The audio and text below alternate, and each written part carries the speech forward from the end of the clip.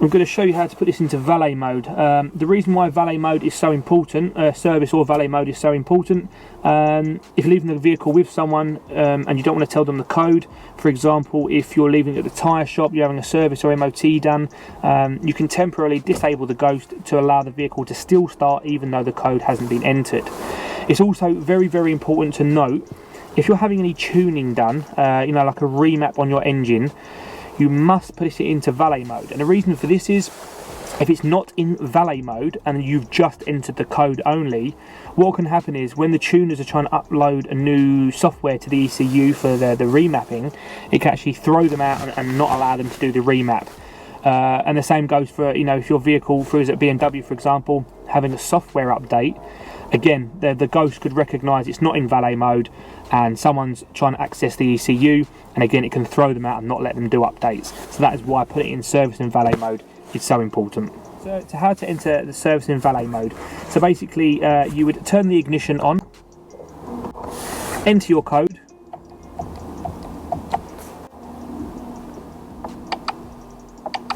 two lights for indication. You can start your car and then drive to your destination. When you've arrived at the destination, before you switch the car off, you need to press your service button 5 times. Now, different vehicles have different service buttons. It could be a window switch up 5 times, it could be the aircon button 5 times, it could be the handbrake 5 times, it could be cruise control cancel 5 times. To know which your service mode button is, if you look in your Ghost user manual, open up to page 3, and written here, your installer would have written what your service button is. When you press the button 5 times,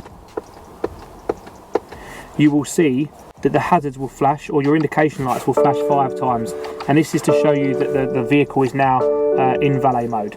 So we can switch the vehicle off, and that's it, the Ghost has been completely disarmed. Anyone who gets in your vehicle now can start and drive your vehicle without entering the code, and obviously more importantly, tuners and whatnot can upload new software and do whatever they need to do, and it won't throw them out of the tuning process or temporarily block the ECU. So the Ghost Immobiliser will stay in valet mode until either you pick your vehicle up and enter your code again.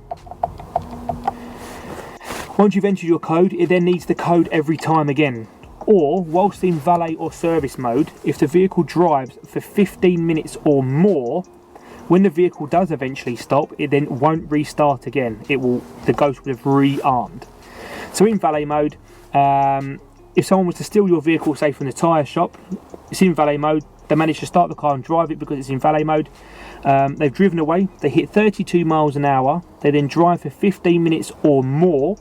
When they stop to get fuel, for example, they'll get back in your car and it'll be immobilised again. They will need the code to start it. And obviously only you know the code, so 1, 2, 3, 4. 2 lights for indication and the vehicle starts.